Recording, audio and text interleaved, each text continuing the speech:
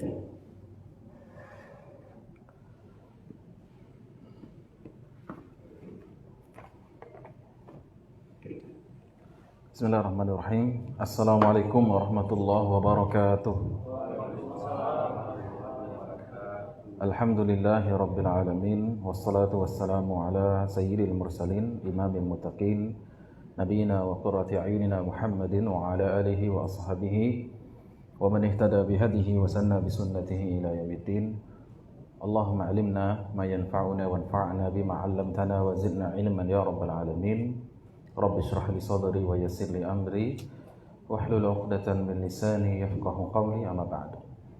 Yang kita hormati Bapak pimpinan, segenap hadirin wal hadirat secara umum, panitia yang sama-sama mengharapkan ridha Allah. Alhamdulillah, bersyukur pada Allah pagi ini dalam keadaan sehat, diberi kesempatan oleh Allah panjang umur, badan bugar, dan diberikan kemudahan-kemudahan diantaranya untuk bekerja, beraktivitas. Semoga Allah Subhanahu wa taala bimbing setiap langkah-langkah kaki kita dan kegiatan-kegiatan kita semuanya dirahmati dan diberkahi oleh Allah Subhanahu wa taala. Amin ya rabbal alamin.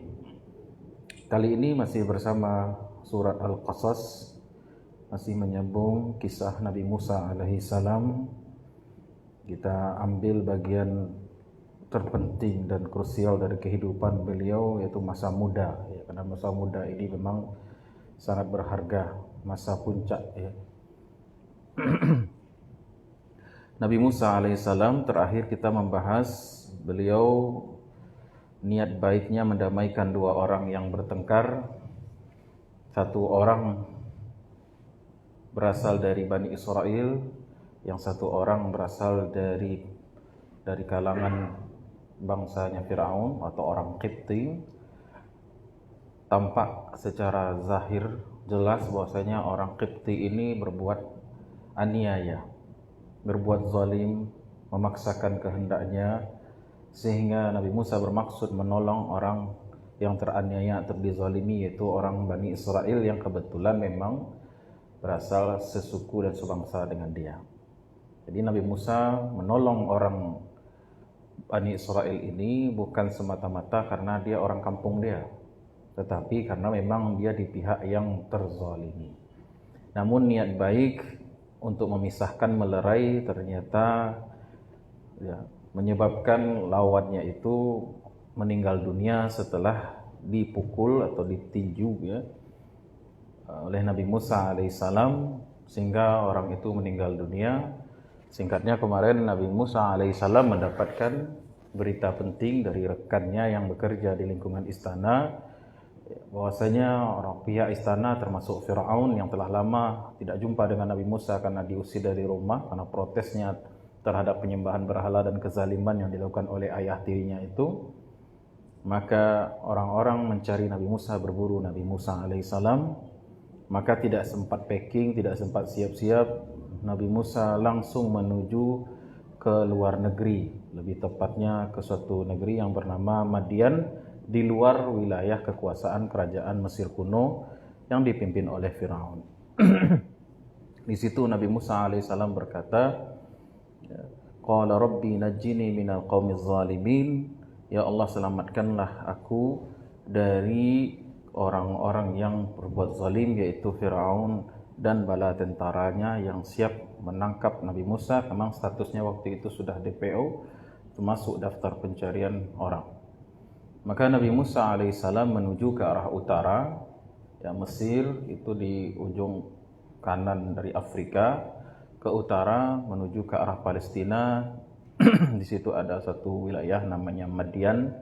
Kalau sekarang mungkin masuk wilayah Jordan atau Suriah, wallahu alam, atau Palestina. Karena Nabi Musa belum pernah ada pengalaman keluar daerah, belum pernah ada pengalaman keluar negeri, dan memang selama ini Nabi Musa hanya berkeliling Memphis atau pusat kota Mesir waktu itu, sehingga Nabi Musa alaihissalam merasa khawatir, akankah dirinya selamat sampai ke tempat pelarian atau negeri Madian itu, apalagi bekal tak ada. Kalau di Timur Tengah berani seseorang melewati padang Sahara itu suatu resiko yang mesti diambil, diterima, berat sekali. Ya, bisa kekurangan air, kekurangan makanan dan lain segalanya. Nabi Musa mengkhawatirkan itu, apalagi trek yang akan dilalui itu belum fasih beliau. Dan Fir'aun tahu itu. Fir'aun mengetahui anaknya ini, anak angkatnya ini, Musa ini tidak hafal jalan-jalan, mappingnya kurang bagus ya. Sehingga Fir'aun mentitahkan kepada tentaranya, cari Musa itu di persimpangan-persimpangan. Karena dia pasti kebingungan, karena Musa kelemahannya ialah tidak hafal jalan. Apalagi ini negeri asing, tidak ada perbekalan yang cukup. Maka Nabi Musa alaihissalam berdoa kepada Allah, Rabbi ayyahdiyani sawa as-sabil. Wahai Tuhanku, tunjukkanlah aku ke jalan yang lurus. Maksudnya jalan yang benar yang menyampaikan kepada negeri Madian. Itu disebutkan dalam ayat 22 surah Al-Qasas. Walamma tawajjaha tilqa'a Madian, dan ketika Nabi Musa menghadapkan tujuannya, arah badannya ke arah Madian, yaitu negeri Madian di utara, karena tidak ada perbekalan, minimnya pengetahuan tentang trekking atau jalan, maka ketika semua asbab-asbab itu tidak kita miliki, maka satu-satunya tempat kita berpasrah hanyalah kepada Allah Subhanahu wa taala. Ya. Walaupun kita menguasai jalan, walaupun kita punya bekal, sebenarnya tidak ada alasan untuk tidak bertawakal juga sebenarnya. Namun di keadaan yang susah, sulit, sempit, tidak tahu kemana akan mengadu, maka disitulah terkadang tawakal seseorang semakin kuat. Maka Nabi Musa berdoa, Rabbi ayyahdiyani, asa Rabbi ayyahdiyani sawa as-sabil. Nabi Musa berhusnuzon kepada Allah, kalau aku berada di jalan yang benar. Nabi Musa membunuh itu kan tak sengaja dan sudah bertobat, faghfaralah. Nabi Musa sudah mengakui dosa-dosanya. Rabbi zalamtu nafsi faghfaralah. Faghfirli faghfaralah. Ya Allah, aku sudah bertobat. Namun Fir'aun ini memang orang yang zalim, maka langkah yang harus ditempuh sebagaimana hasil musyawarah dengan teman dekatnya, maka dia pergi menjauh dari negeri Mesir itu. Baik, karena kesulitan dan kepayahan, Nabi Musa tawakalnya diuji oleh Allah, lalu dia berdoa, asa Rabbi ayyahdiyani sawa as-sabil. Mudah-mudahan Allah memberikan aku petunjuk. Nah, di dalam kitab ini Jamil, kitab tafsir Imam Al-Qurtubi, tidak lama setelah di perjalanan yang payah, sampai di perjalanan itu dikatakan Nabi Musa kehilangan kekuatannya, tidak ada bahan makanan, sampai Nabi Musa makan daun-dedaunan. Tidak ada pilihan di jalan itu, tidak ada jenis vegetasi yang bisa diharapkan banyak ya, jenisnya ketika kita berada di Timur Tengah atau di padang pasir. Maka yang bisa dimakan, yang bisa ditemui di jalan seperti dedaunan, itulah yang dimakan oleh Nabi Musa alaihi salatu wassalam. Kemudian Imam Al-Qurtubi mengutip sebuah riwayat bahwasanya tidak lama setelah itu Allah mengirimkan Jibril alaihi salam. Datang malaikat Jibril yang menuntun arah kemana harus berbelok, kemana harus pergi, menuntun sepanjang jalan dari perjalanan Nabi Musa alaihi salatu wassalam. Ya, Jibril alaihissalam diutus oleh Allah tidak hanya kepada Nabi Musa, kepada orang-orang beriman, kepada nabi-nabi dan rasul. Apabila mereka mengalami suatu kesulitan atau suatu problematika, datang pertolongan, biasanya dipimpin oleh malaikat Jibril alaihissalam. Baik, dan itu jarak antara Mesir, kota Memphis dan Madian tujuan itu disebutkan 8 hari perjalanan, 8 hari jalan kaki. 8 hari perjalanan jalan kaki di zaman itu. Kalau zaman sekarang wallahu alam, enggak tahu sejarah antara Kairo dan Palestina berapa jam, enggak tahu, wallahu alam. Ya, sekarang kalau di zaman itu disebutkan oleh para ulama sekitar perjalanan 8 hari jalan kaki. Dan sepanjang itu makan seadanya, gitu kan. Kalau malam sangatlah dingin, kalau siang sangatlah terik. Tentu sangat menguras tenaga.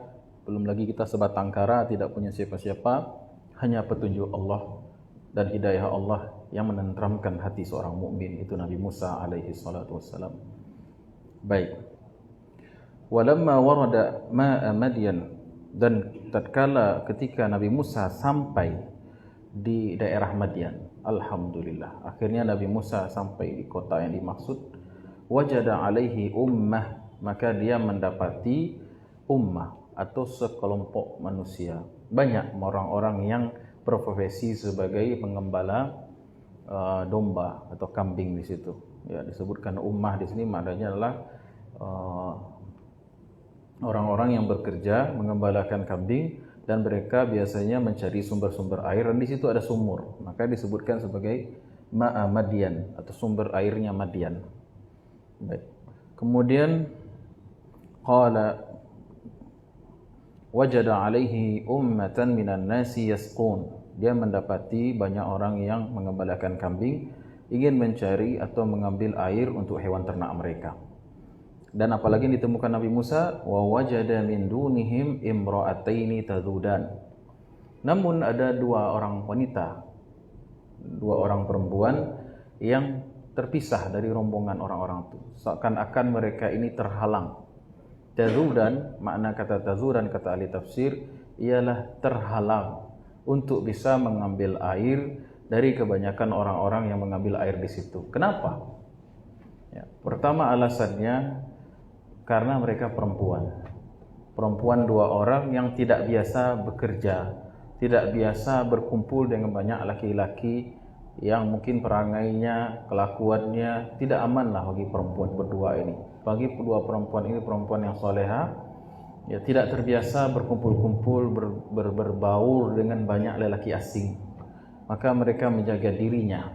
Itu alasan yang pertama. Alasan yang kedua, apabila perempuan ini mendekat, dikhawatirkan kambing atau domba mereka bercampur dengan domba orang-orang yang banyak itu, nanti akan terjadi keributan, salah paham, atau justru kambing mereka diambil, atau kambing mereka berdua diambil oleh orang-orang yang tidak bertanggung jawab.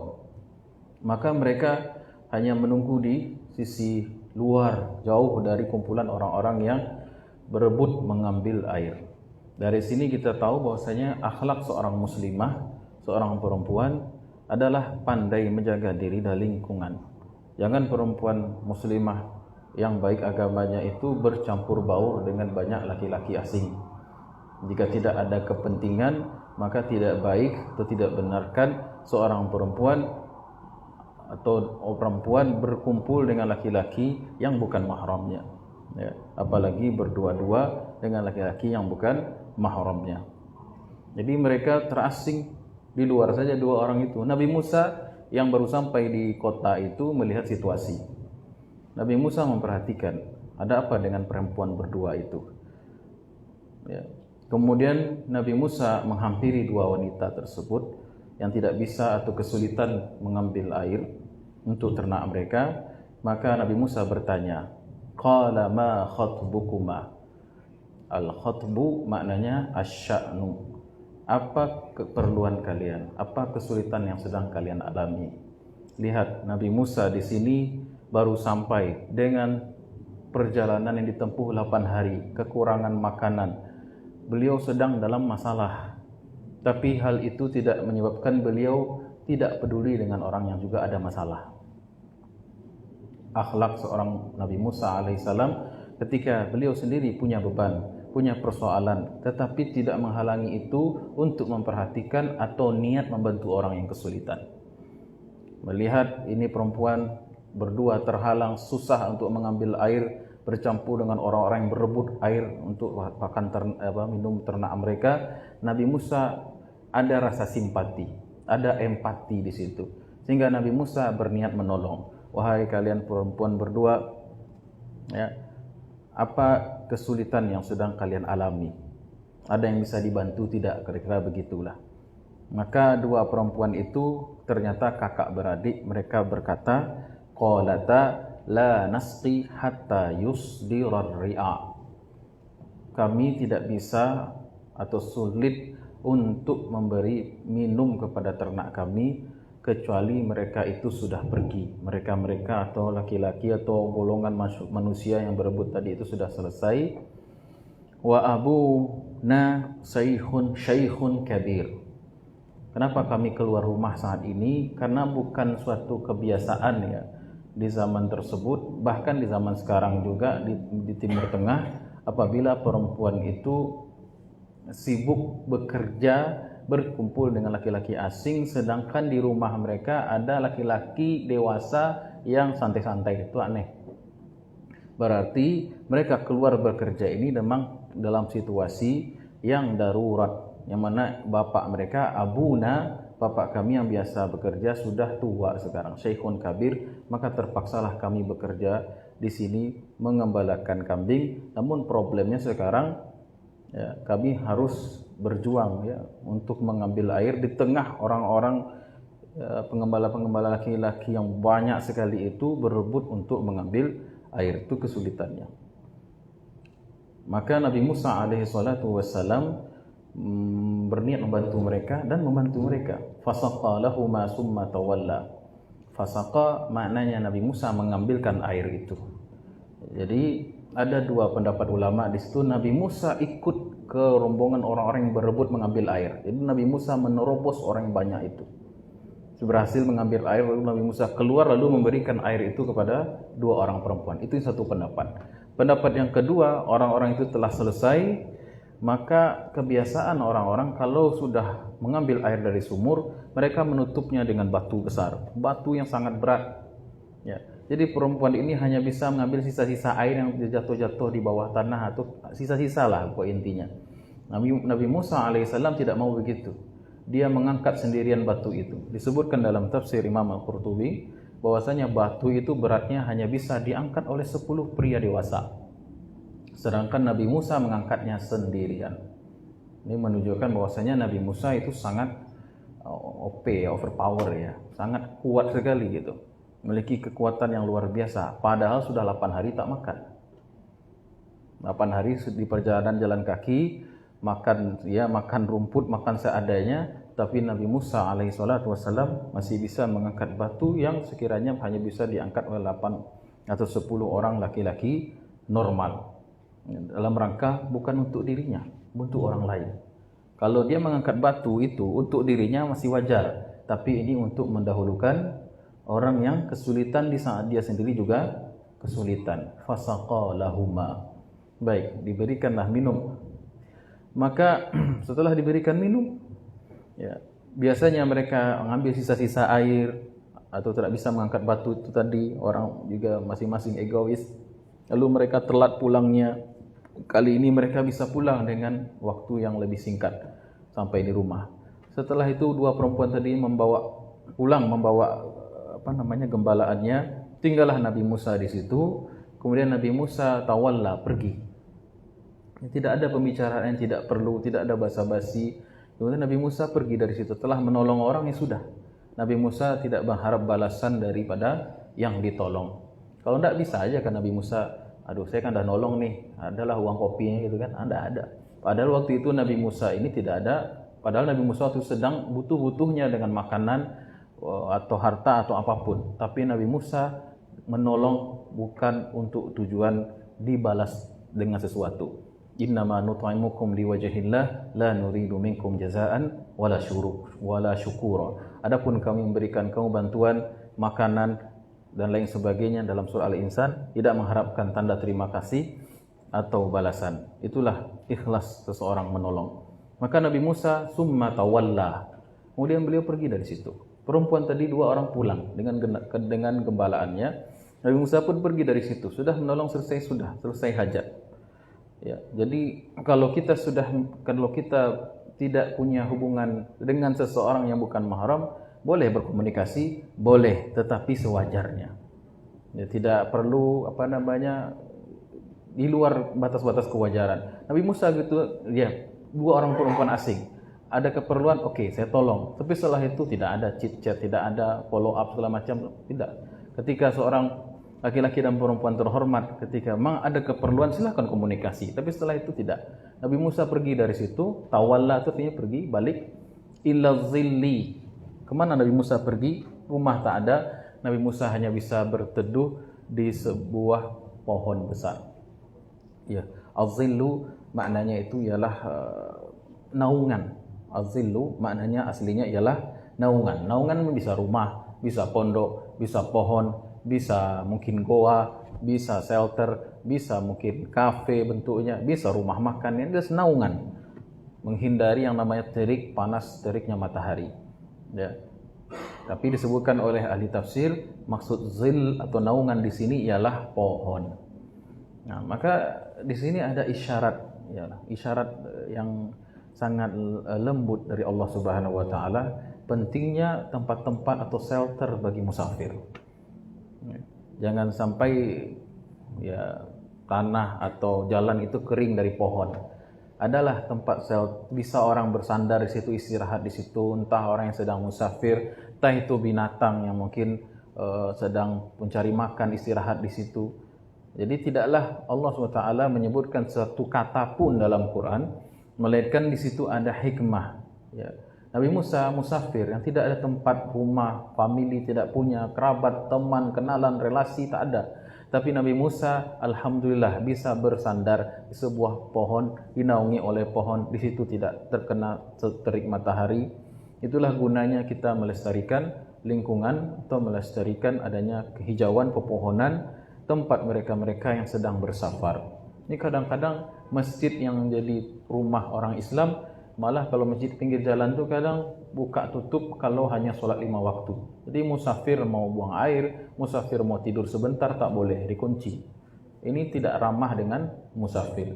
Seharusnya memang ada tempat-tempat, kalau bukan masjid yang merupakan rumah umat Islam tuh kemana lagi orang untuk bisa beristirahat barang sejenak, kelelahan di tengah jalan. Kalau yang kelelahan itu adalah ulama atau orang soleh, tentu pahalanya semakin besar. Sebagaimana Nabi Musa alaihissalam. Ya, tanpa memandang sebenarnya status orang, namanya musafir, orang lewat, orang kelelahan, tentu memerlukan tempat-tempat di jalan-jalan itu, entah itu namanya halte, entah itu namanya mungkin rumah singgah, entah itu namanya halaman masjid dan lain sebagainya. Ini seharusnya menjadi perhatian bagi pemerintah atau orang-orang yang bisa menyediakan fasilitas umum seperti itu.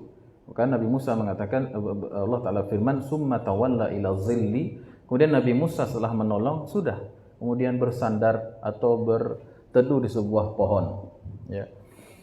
Faqala, maka Nabi Musa berdoa di situ.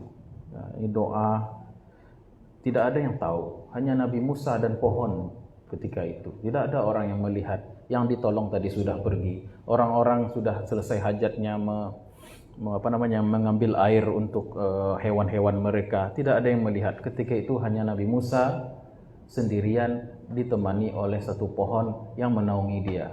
Lalu dia berdoa. Tidak ada yang tahu, tapi Allah Maha tahu. Maka Allah kasih tahu kita, Allah abadikan doa Nabi Musa itu di dalam ayat.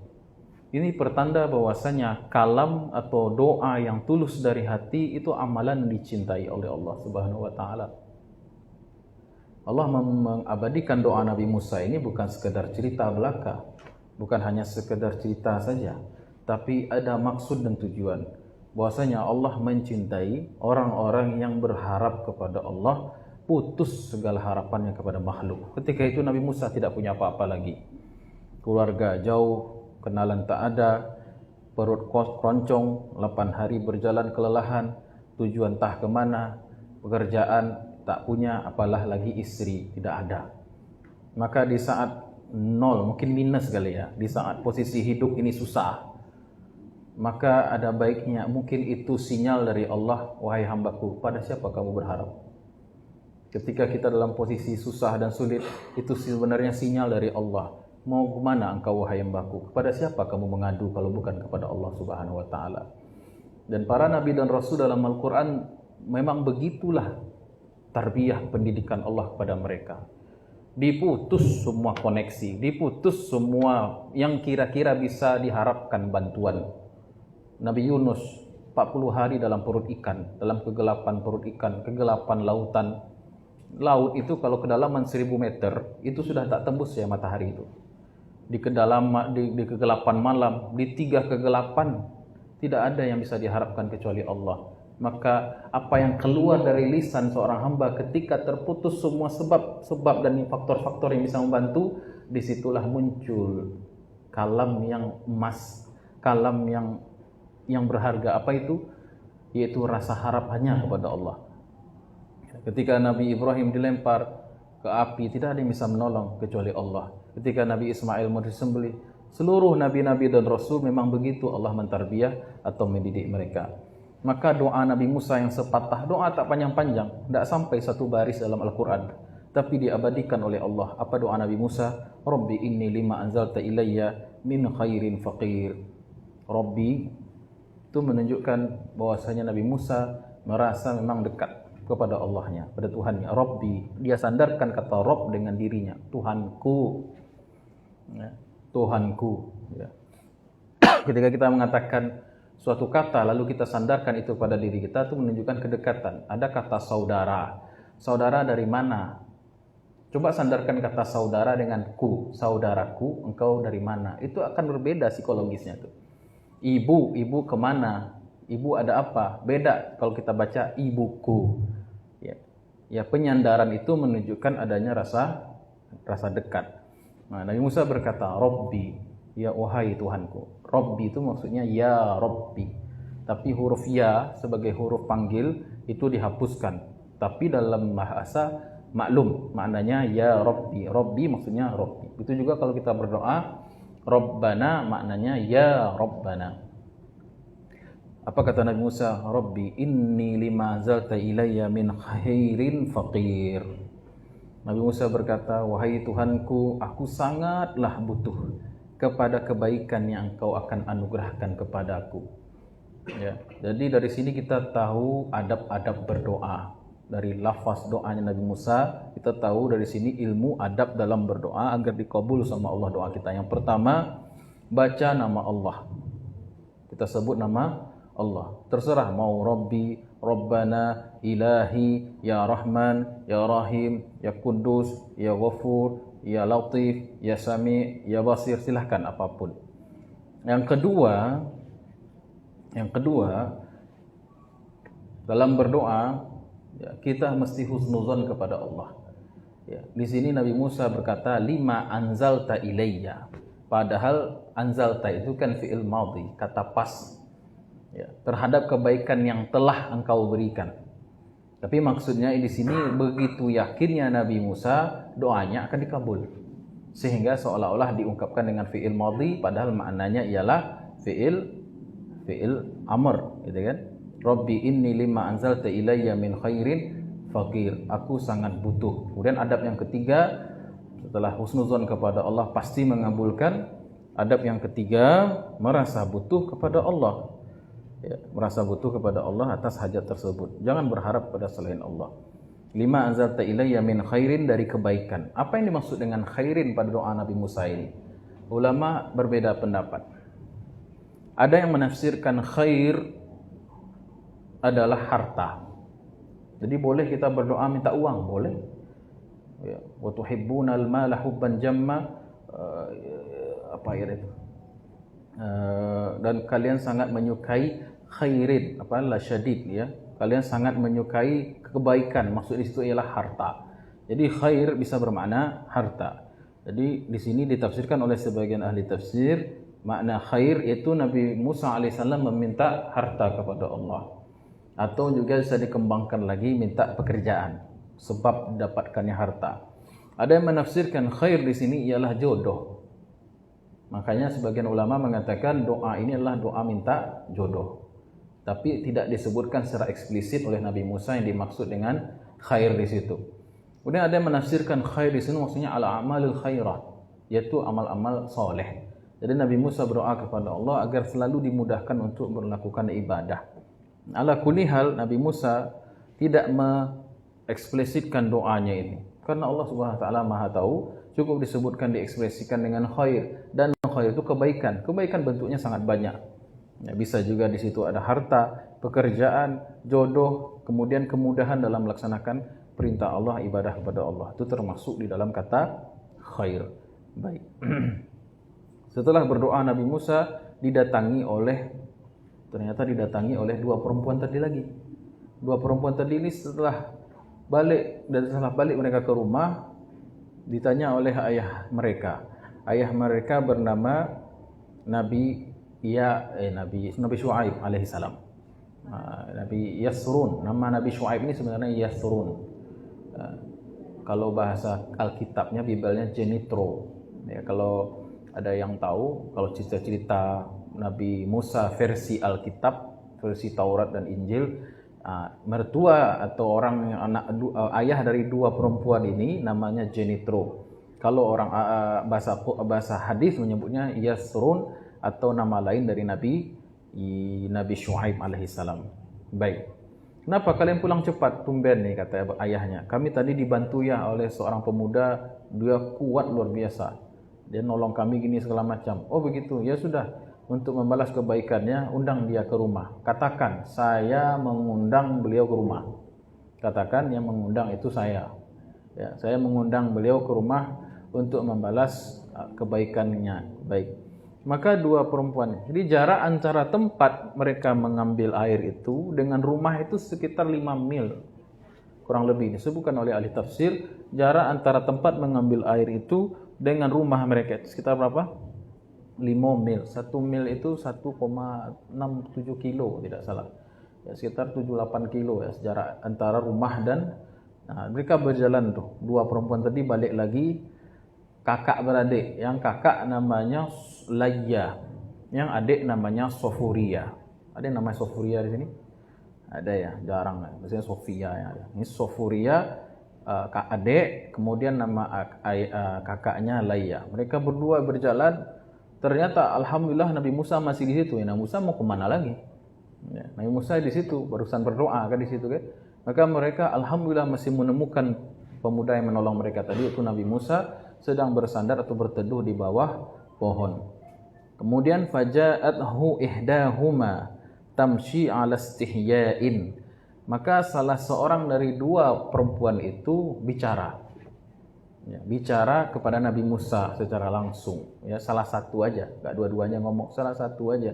Ada yang mengatakan yang ngomong itu adiknya, yaitu si Sofuria. Ya. Tamshi, mereka berjalan ke arah Nabi Musa. Apalagi yang ngomong ini berjalan ke arah Musa dalam keadaan berjalan ala istihya. Istihya itu malu. Jadi perempuan yang solehah itu punya malu kalau bicara dengan laki-laki yang bukan muhrimnya atau bukan mahramnya. Malu dia. Bahkan Imam Al-Qurtubi menyebutkan dia berjalan dengan malu, yaitu dengan sambil menutup mukanya dengan selendangnya. Ya, menutup mukanya dengan selendang. Qalat, lalu dia berkata kepada Nabi Musa, inna abi, sebagaimana disampaikan tadi, undang dia yang undang saya, kata ayahnya tadi, Nabi Syuaib. Kemudian dia berkata kepada Nabi Musa, inna abi, sesungguhnya ayahku yad'uka, mengundang engkau ke rumah, liyajziyaka ajra ma saqaita lana, atas kebaikan yang telah kamu berikan kepada kami, yaitu membantu kami memberikan air minum kepada ternak. Nah, ini adab ya. Kalau seorang perempuan tidak boleh mengundang laki-laki ke rumah yang bukan mahramnya. Perempuan, laki-laki yang bukan mahram, mustahil perempuan baik-baik untuk mengatakan ayo ke rumah, padahal mereka tidak terikat oleh pernikahan dan bukan mahram. Ya, bayangkan kalau perempuan ini ngomong, bang ke rumah lah bang, rumah kosong aja. Apa di pikiran laki-laki kayak gitu? Wah, ini perempuan tidak baik ini gitu kan. Ayo dah ke rumah, dah kosan kosong gitu. Nah, ini maksudnya apa gitu kan? Tapi yang mengundang ini udah katakan inna abi, sesungguhnya ayahku yang mengundang, berarti di rumah itu ada mahramnya. Maka boleh ya mereka berjumpa dengan Nabi Musa datang, Nabi Musa menganggap ini undangan dari seorang laki-laki yang merupakan mahram daripada perempuan itu. Baik. Akhirnya Nabi Musa berjalan mengikuti mereka. Karena Nabi Musa tak hafal jalan, otomatis perempuan ini berada di depan, Nabi Musa berada di belakang. Ya. Di tengah perjalanan namanya padang pasir. Ya. Di tengah padang pasir itu tentu angin kadang kencang dan tersingkaplah, mohon maaf, kaki dari perempuan itu. Nah, tersingkaplah kaki atau betis perempuan itu. Maka Nabi Musa tidak enak hati melihat pemandangan itu. Maka dia berkata kepada perempuan, wahai perempuan, saya ini orang Ibrani, saya ini orang Bani Israel. Tidak biasa laki-laki Bani Israel itu berjalan di belakang perempuan. Ya. Umar bin Khattab itu sampai mengatakan, lebih baik aku berjalan di belakang singa daripada berjalan di belakang perempuan. Kenapa? Ya, karena fitnah perempuan. Ya, akhirnya Nabi Musa alaihissalam meminta izin kepada perempuan itu, biar saya berjalan di depan, nanti kalau mau belok kiri kanan tolong diarahkan, dikomandokan, kiri bang atau kanan bang, kan begitu.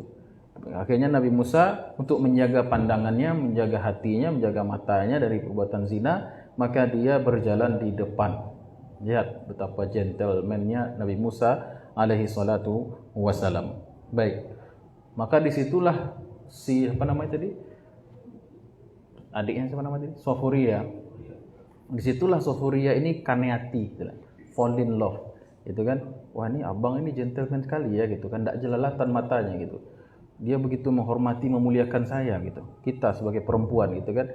Biarlah dia berjalan di depan, apalagi dia nolong tadi, kekuatannya luar biasa gitu, powernya luar biasa. Ini akan jadi alasan dia nanti kenapa dia mau menikah dengan Nabi Musa alaihi salatu wassalam. Maka mereka berjalan. Ya, maka mereka berjalan sampailah di rumah dari Nabi Syuaib atau ayah dari kedua wanita tersebut. Baik, lanjut ayatnya.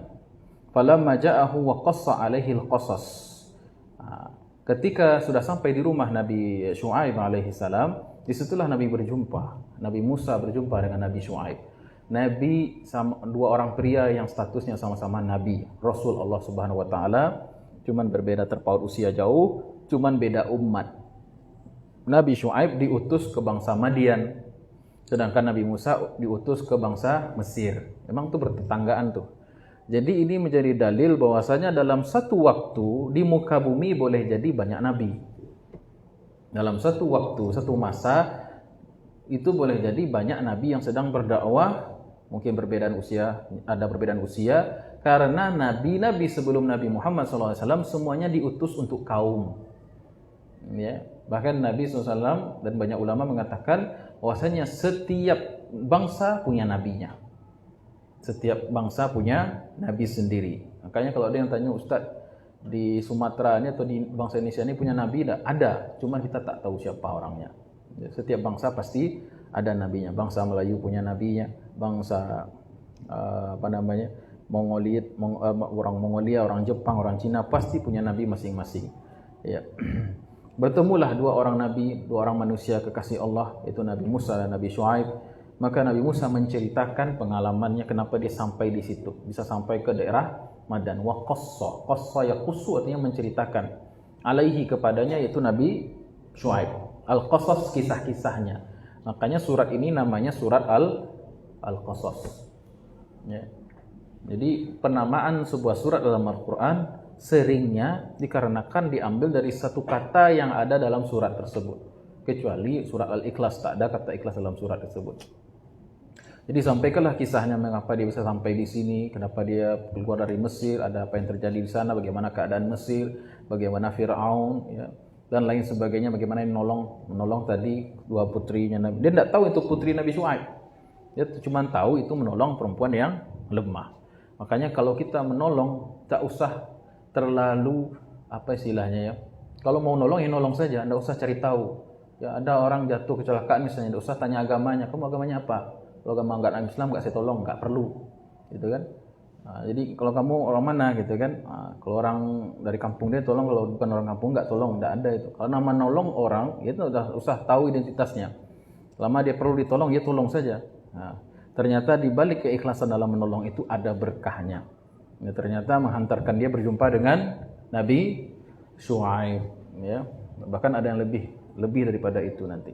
Qala la takhaf, maka Nabi Syuaib berkata kepada Nabi Musa, la takhaf, jangan takut. Usia Nabi Musa mungkin sekitar 25-an atau 30 tahun. Wallahu a'lam bishawab, sekitar itulah usia Nabi Musa ketika berjumpa dengan, belum diangkat jadi nabi lagi. Jadi ibaratnya nih secara hierarki Nabi Musa ini belum keluar SK-nya jadi nabi gitu. Masih junior lah gitu. Sedangkan yang senior di sini adalah Nabi Syuaib alaihi salam, dan Nabi Syuaib menenangkan juniornya dengan mengatakan, qala la takhaf, kamu jangan takut, jangan khawatir. Najauta minal qaumiz zalimin, engkau telah selamat dari kaum yang zalim. Karena wilayah Madian bukan termasuk wilayah kekuasaannya Firaun. Jadi Firaun tidak mungkin bisa mencari kan keluar negaranya. Ya tidak ada juga perjanjian ekstradisi, itu kan enggak ada. Sehingga amanlah di situ di negeri Madian. Ya. Najauta minal qaumiz zalimin, kau telah selamat dari kaum yang zalim, itu Firaun. Jadi kezaliman Firaun ini ternyata sudah dikenal di dalam maupun di luar negeri, kan begitu. Ya. Sudah dikenal di dalam dan di luar negeri. Kekejaman Firaun ini bahkan dikenal ke Jazirah Arab, bahkan jauh di dunia Timur Tengah itu orang dah tahu itu. Makanya di dalam Al-Quran Allah Subhanahu Wa Taala ketika mengingatkan orang kafir Quraisy, kan diingatkan apa? Ingatkan tentang Firaun, ingatkan tentang bangsa Ad, bangsa Samud, kaumnya Nabi Saleh, kaum Nabi Hud, kan Firaun, bangsa Sodom dan lain sebagainya. Itu kan berada di daerah Mediterania, berarti memang kekejaman atau kezaliman Firaun itu sudah mendunia juga gitu. Ya. Baik. Qalat ihdahuma ya abatis ta'jirhu. Kemudian Nabi Musa ya diterima sebagai tamu. Ya, tamu, kebiasaan tamu itu dia beberapa hari masih bisa dianggap tamu gitu. Nabi Musa di rumah itu mungkin 3 hari. Nabi Musa mau pamit, mau pergi dari rumah itu melanjutkan safarnya. Tapi yang tadi yang jatuh hati siapa? Safuria ya, Safuria. Safuria itu berkata kepada ayahnya, ya. Qalat ihdahuma, berkata salah seorang dari putri Nabi Syuaib, yaitu Safuria yang kecil, yang apa? Yang adik itu kan. Ya abati istajirhu, wahai ayahandaku, wahai ayahku, hire dia. Istajir itu meng-hire, menyewa atau mengangkat sebagai karyawan. Dan ini bukan bahasa hakikat, ini bahasa kiasan. Ya. Inna khaira man istajartal qawiyul amin. Sesungguhnya sebaik-baik pekerja, sesungguhnya sebaik-baik karyawan yang kuat lagi terpercaya, yang berkompetensi namun juga amanah, akan begitu. Karena tidak semua orang yang pintar kompetensi itu amanah, qawi, ya. Tapi tidak semua orang yang amanah jujur itu juga berkompeten gitu. Jadi syarat menerima karyawan disebutkan di sini nih. Syarat untuk seorang itu bisa survive di dunia kerja 2. Dia punya kompetensi, kekuatan, entah kekuatan fisik kah, kekuatan pikiran, ide, ya, kemampuan public speaking atau apa. Kemudian yang kedua yang lebih penting adalah al-amin. Dia bisa diandalkan, bisa dipercaya, jujur. Ya. Dan ini kata-kata Sofuriyah, perempuan, anak yang kecil dari Nabi Syuaib. Dan ini bukan hakikat, bukan memang Nabi meminta jadi karyawan yang angkat hendak, tapi maksudnya jadikan dia suamiku, itu maksudnya. Kenapa enggak pakai bahasa yang belak-belakan? Karena rasa malu tadi itu. Karena rasa malu, ya. Kalau di Minang ada namanya bahasa adonan tersirat, adonan tasure, adonan tasure, apa? Adonan tasure, adonan tasire dan adonan tasurua, kan begitu. Ada bahasa-bahasa kiasan, ya. Dan ini ditangkap oleh sang ayah. Oh, anak gadisku sudah dewasa, dia mau menikah, suka dia dengan sosok Musa itu. Maka seorang ayah, seorang wali memang bertanggung jawab untuk mencari suami buat anak perempuannya. Sekali lagi ya Pak Ibu ya. Tugas seorang wali itu bukan hanya sekedar menjadi wali nikah, tetapi jauh dari itu memastikan anak perempuannya itu mendapatkan jodoh yang baik. Itu tugas. Kalau zaman sekarang kan enggak, jodoh cari dengan cara swasta, cari sendiri-sendiri. Sebenarnya tugas mencari jodoh itu adalah tugas wali. Jadi kalau ada perempuan, Ustaz saya jomblo, tanya sama walimu, jangan tanya sama saya, gitu kan? Kalau ada orang yang susah jodohnya, itu sebenarnya beban kepada walinya. Kalau enggak walinya, ayahnya sudah tidak ada, berarti kakak laki-laki atau adik laki-lakinya atau pamannya atau kakeknya kalau ada. Yang untuk mencarikan jodoh yang kira-kira soleh yang bagus buat sang perempuan itu. Nah, dengan bahasa kiasan ini Nabi Syuaib paham, oh ternyata putriku ya Sofuria itu mau menikah dengan siapa? Dengan Nabi Musa alaihi salatu wasallam. Maka dipanggillah Nabi Musa, wahai Musa, qala inni uridu an unkihaka ihda ibnatayya hatain. Wahai Nabi Musa, aku ingin menikahkan engkau dengan salah seorang dari putriku. Kenapa tidak 2 langsung Ustaz? Mana boleh nikah kakak beradik? Ya, wa anta jama'a bainal ukhtayain. Tidak boleh kamu menikahi 2 orang perempuan kakak adik bersaudara atau yang mahramnya. Begitu juga dalam Islam tidak boleh menikahi perempuan dan ibunya sekalian atau perempuan dengan bibinya sekalian. Ya, Pertama itu terlalu ma'ruf ya, terutama ya. Yang kedua emang tidak boleh kecuali ganti lapia. Tahu ganti lapia? Ganti tikar. Maksudnya kalau kakaknya meninggal boleh nikahi adiknya, atau bibinya yang tadinya suaminya boleh menikahi lagi walaupun itu tidak lumrah. Ya, tapi itu boleh saja hukumnya. Ya, nikah ganti lapia namanya di Minang. Baik. Jadi kepahaman akan bahasa isyarat. Jadi seorang wali ini harus paham gestur anak gadisnya, rasa-rasa anak gadisnya ini butuh kasih sayang, butuh mungkin suami. Itu seorang wali harus peka, harus berusaha mencari laki-laki yang soleh. Baik, ini laki-laki yang soleh ini sudah ada di rumah nih jadi tamu. Daripada kijang lepas ke rimba, kan begitu kan, kijang lepeh ke rimbo, mending ditahan ini menjadi menantu. Dan ini menjadi dalil bahwasanya dianjurkan apabila seorang ayah, seorang wali, seorang laki-laki yang punya anak perempuan apabila menemukan laki-laki yang baik agamanya untuk menjodohkan, menikahkan dengan putrinya. Nah, begitu juga seorang perempuan apabila tahu seorang laki-laki ini baik agamanya, maka dianjurkan dia untuk mencari tahu bagaimana supaya bisa menikah dengan orang itu dengan cara menghubungi walinya. Jadi kalau ada siapa yang belum nikah di sini? Adik-adik perempuan. Jadi kalau suka dengan seorang cowok, boleh suka, boleh Ustaz, itu natural, itu suatu yang alami. Tetapi jangan awak maduk surang. Cari nomor WA-nya, hubungi, mau dekat jadi will be you marry me. Mudah kamu nikah dengan aku jadi suamiku. Wah, itu kabur dia nih, perempuan macam apa ini katanya. Ini kalau seorang perempuan jatuh cinta wajar, tetapi dia jangan dia yang kerja, tetapi dia minta tolong kepada walinya. Papa, itu kayaknya anak boleh juga, ganteng juga itu katanya. Boleh juga tuh anak soleh nih. Oh kalau begitu ayahnya yang action, yang bertindak. Gimana supaya mendekati anak itu? Setelah dipastikan anak ini baik agamanya, ya sudah masuk ke klarifikasinya, masuk EB-nya, kriteria ada. Kemudian dia usahakan bagaimana supaya menikahkan itu dengan laki-laki itu dengan putrinya. Itu caranya. Nah kalau sekarang kan enggak, pandai surang-surang saja. Yang perempuan cari jodoh sendiri, kemudian yang laki-laki, kalau laki-laki wajar mencari jodoh buat dirinya, tapi kalau perempuan harus melalui jalur mahramnya. Baik. Itu pertemuan ya. Kalau ini mulia nih Pak Ibu. Seorang yang menikahkan putrinya atau menawarkan putrinya untuk orang soleh ini mulia karena dua orang nabi ini paham. Maka inilah pembicaraan yang direkam diabadikan dalam Al-Quran ketika Nabi Syuaib menawarkan putrinya untuk menikahkan dengan Nabi Musa alaihissalam. Kalau bukan perkara mulia tentu Allah tidak abadikan dalam Al-Quran yang semacam ini. Baik.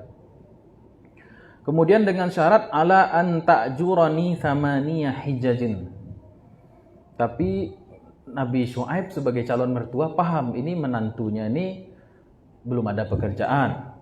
Ya, tidak ada family, tidak ada relasi. Ada kemampuan untuk bekerja, ada. Jujur juga ada. Itu udah cukup. Terkadang-kadang di zaman sekarang wali ini terlalu banyak syaratnya. Kamu nikahi dengan putri saya, lu punya apa? Mahar kalau saya 100 juta.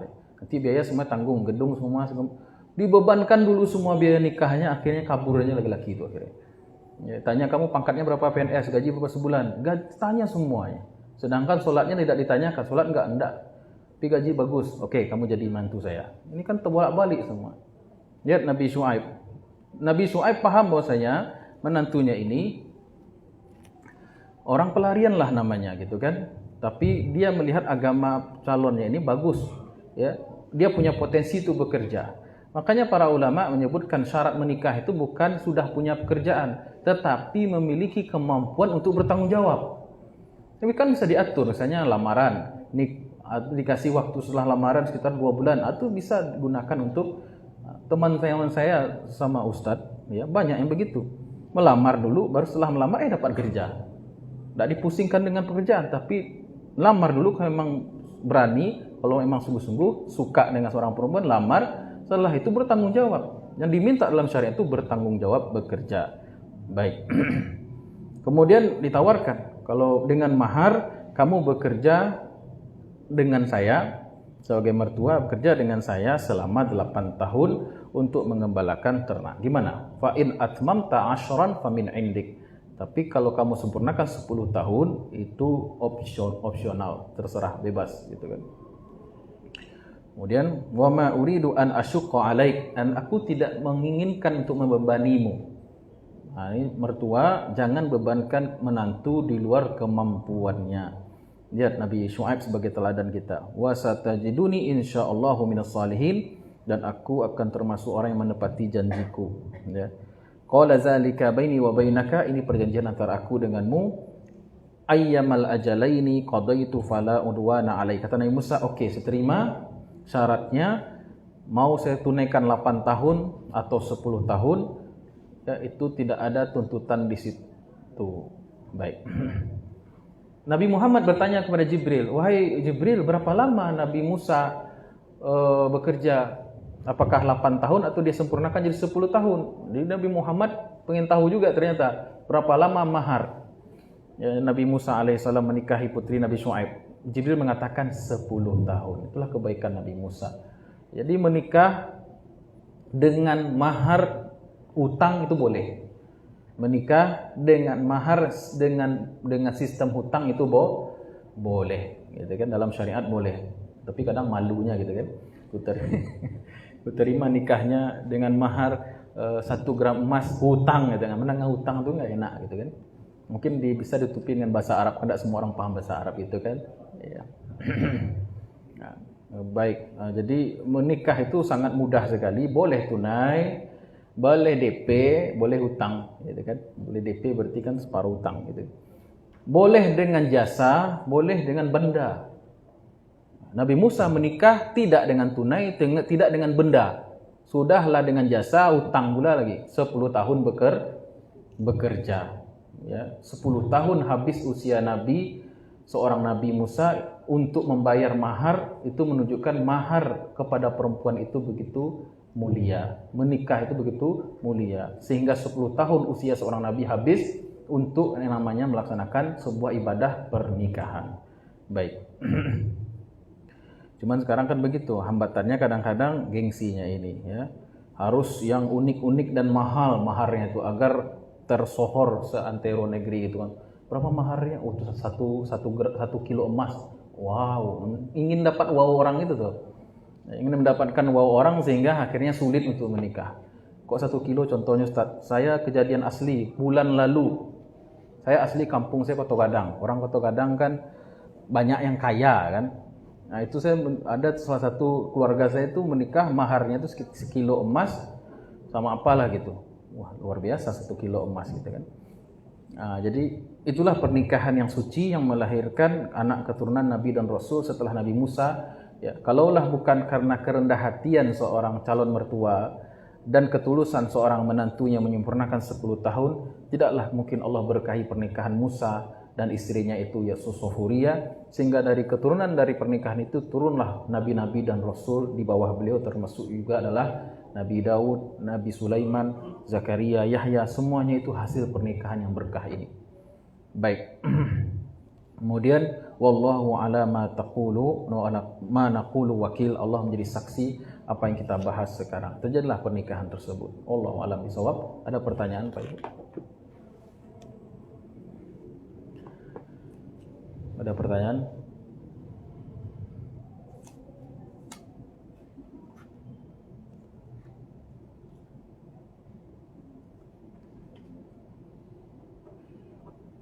Cukup? Baik, karena tidak ada pertanyaan, kita akhiri dengan baca hamdalah. Alhamdulillahirabbil alamin. Doa kafaratul majlis. Subhanakallahumma rabbana bihamdika asyhadu an la ilaha illa anta astaghfiruka wa atubu ilaik. Banyak maaf salah kurangnya, mudah-mudahan bermanfaat. Assalamualaikum warahmatullahi wabarakatuh.